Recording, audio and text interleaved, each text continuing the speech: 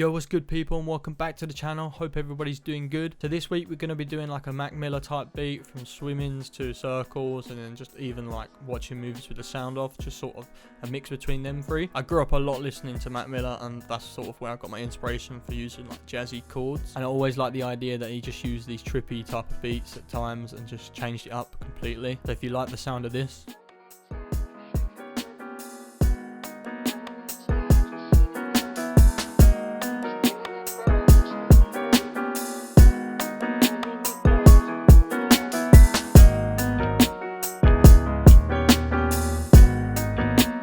so if you want to see the process, stick around and follow my Instagram, that's going to be on the screen. So let's get into this. So firstly, there's quite a lot to get through, so let's go for the piano. It sounds like this.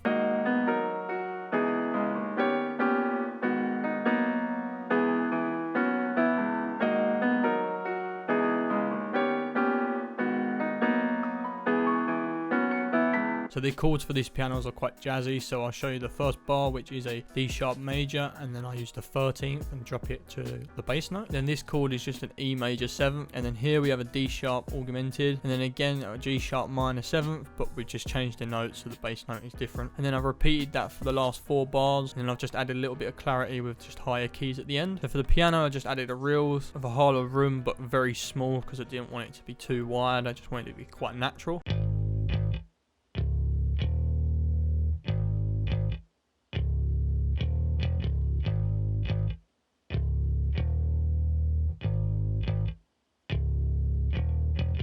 And all I did for that was just compress it, just to make it a little bit more tighter, and just took out a little bit of frequency and just boosted it, just give it a little bit more of like a standout at the higher end. So next I just wanted to add in like the hooks and like bridges, just a trippy vocal chop that I made myself and just like dubbed. So here's the normal vocal. All of the times you shoot it for me. All of the times you're sitting on me. And then I added a low version and a higher version that sounds like this. Spending it now, just spending on me. Moving the bars and moving on me. And I did this because Mac songs, he just likes to just do weird trippy shit that's just throughout, and I just thought this would be like a cool little bridge. So for the normal vocal, I just compressed it just to make the vocals tighter. Little oboe just to drop it down so it's a little bit more deeper, because I didn't want it to be my natural voice. Just a tiny bit of reverb. I reduced the size, and then with the low and high, I just panned it each to 45% in the opposite directions. And with these vocal dubs, I just used the same effects, but a low version I put a higher formant on, and then the higher one I just put a lower formant on. And then for the higher one I added a different reverb just to give it a little bit more space. And then once I had all them done, I tracked it out as a complete one. Then I compressed it again with a different compressor. Then I used this J37 just to give it like a vinyl effect. EQ'd it more. It sounds like this altogether.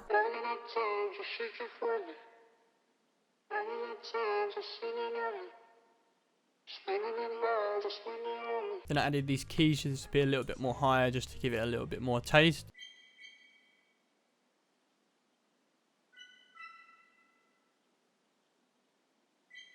And with that, I just had that low, you can just hardly hear it, but it's just a bit of ear candy. All I did with that, just a slight reverb, quite a bit of decay, but brought the mix down. And then the size, I didn't want it to be a big room, so I just made it half that and just filled out some lows. Then I wanted a breakdown string section, but I wanted real instruments and I couldn't really find a good VST for it, so I got a splice.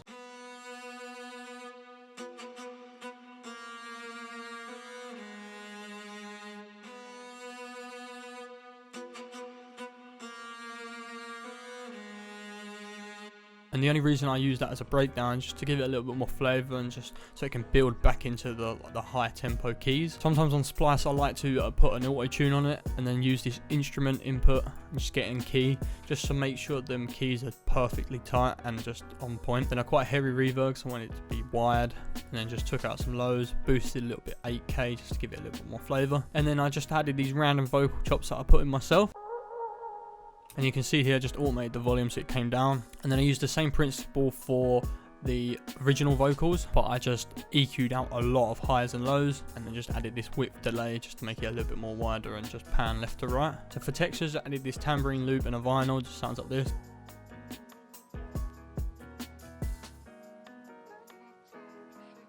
I wanted something to bounce off that throughout like the bridge and the breakdown, so I made my own drums that sound like this. And then all together they sound like this.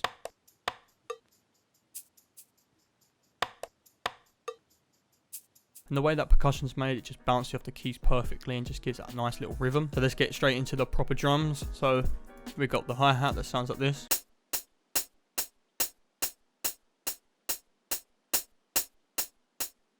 For mostly all of these, I'm using real live drums. Then we're using this 2 snares, but 1 snare's only hitting every 2 bars.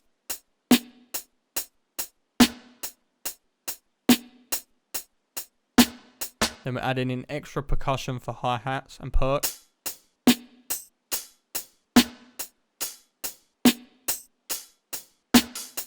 And then obviously the kick at the end.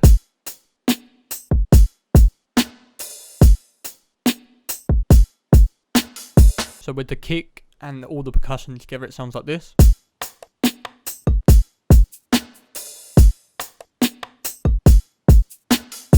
So throughout the beat, I've added like extra rides in hi-hats just to give it a little bit more flavour, so they look like this.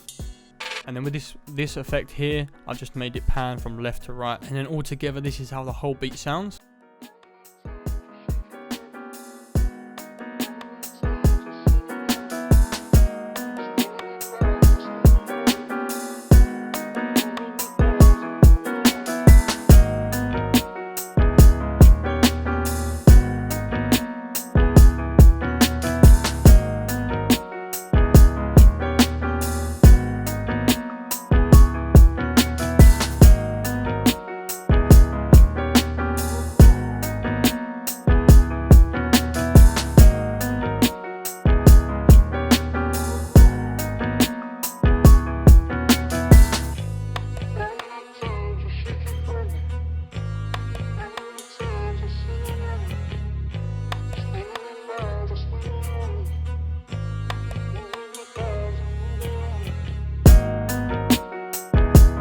Yeah, that is the whole beat all together. Hopefully you like it. Thought it'd come out cool. Just a different sort of taste that I'd normally go for. So if you do like it, you know what to do. Comment down below, subscribe, follow my Instagram that's going to be on the screen, and I'll see you in the next one, people. Peace out.